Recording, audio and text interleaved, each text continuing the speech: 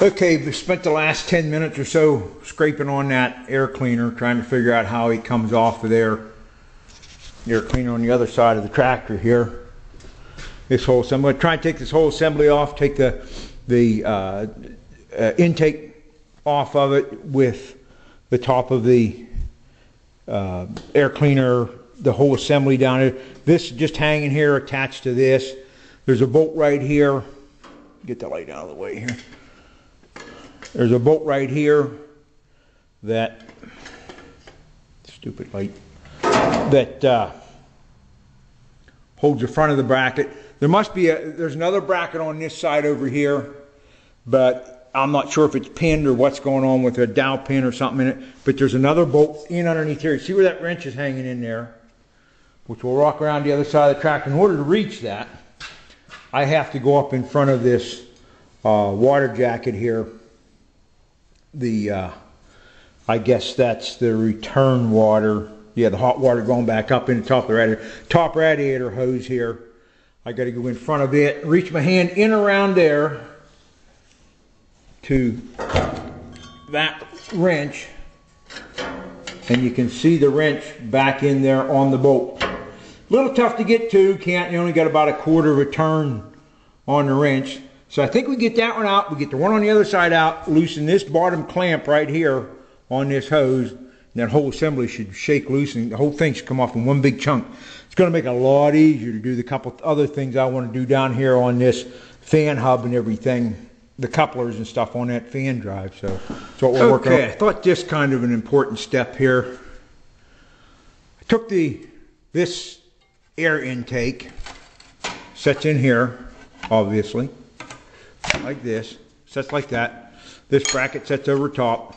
Take a bolt out on this side, take a bolt out on the other side. It broke the head off the bolt on the other side. It's just snapped right off. So I'm going to have to take a bolt out. They were clutch head bolts, but the air intake, it just pulls right out then. So that makes it easier to get that air cleaner off, that whole air cleaner assembly, by doing that.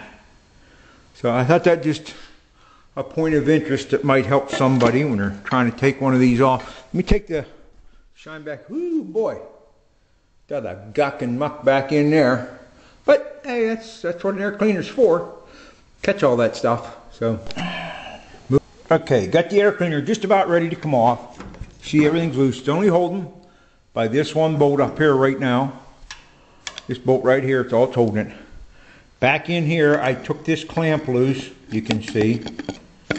And then I come around the other side of the tractor with my long screwdriver, and on top of this water hose, top water line, just worked it up and down to get that, hope that shows up, get that broke loose, and that should just allow that to lift off in one big chunk, which is the way I like to take stuff apart.